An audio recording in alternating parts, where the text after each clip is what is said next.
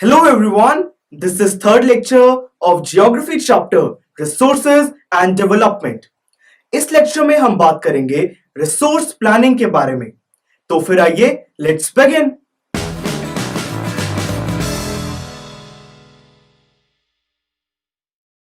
Students, हमारे survival के लिए और गुड क्वालिटी लाइफ के लिए रिसोर्सेज का होना बहुत जरूरी है।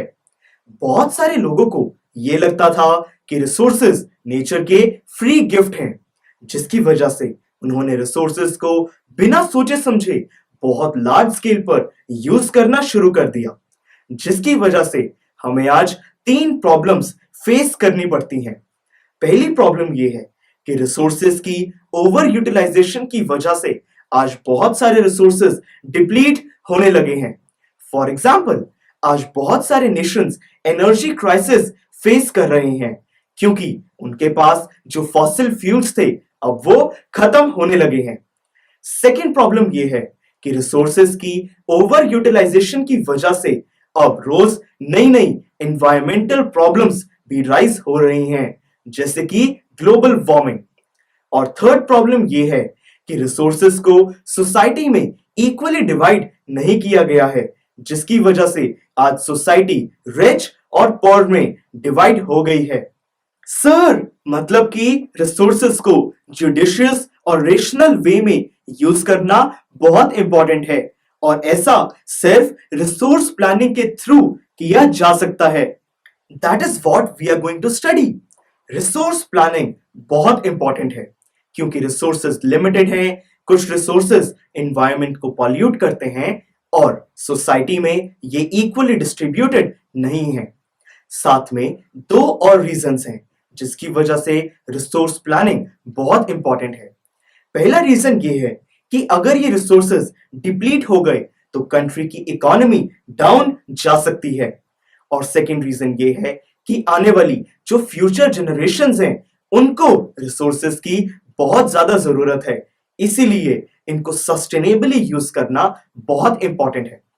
रिसोर्स प्लानिंग में सबसे पहले एक रिसोर्स का सर्वे किया जाता है, फिर एक डेवलपमेंट प्लान बनाया जाता है और लास्ट में उसको नेशनल डेवलपमेंट प्लान से मैच किया जाता है।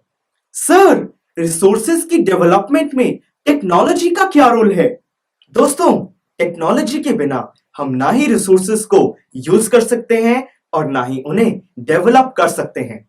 फॉर एग्जाम्पल, कॉलोनियलाइजेशन से भी हमें यही पता चलता है। इंडिया में रिसोर्सेज बहुत सारे थे पर उनको डेवलप करके यूज करने की टेक्नोलॉजी हमारे पास नहीं थी। ब्रिटिशर्स के पास टेक्नोलॉजी थी और इसीलिए उन्होंने इस बात का फायदा उठाया। उन्होंने इंडिया में रिसोर्सेज को बिना सोचे समझे यूज किया। ओवरऑल आज हमें रिसोर्सेज को कंजर्व करना होगा।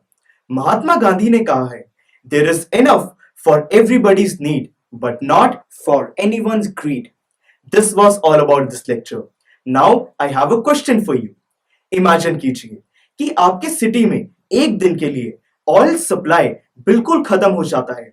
किसी भी शॉप पे किसी भी तरीके का ऑयल नहीं है, ना ही किसी फ्यूल पंप पे ऑयल है। तो उससे आपके लाइफस्टाइल में क्या चेंज आएगा? इसका आंसर इस वीडियो के नीचे कमेंट्स में लिखिए। नेक्स्ट लेक्चर में हम बात करेंगे लैंड रिसोर्स के बारे में। Click here to go to the next lecture of this chapter and don't forget to visit our website, that is pustack.com, for more awesome videos on various topics.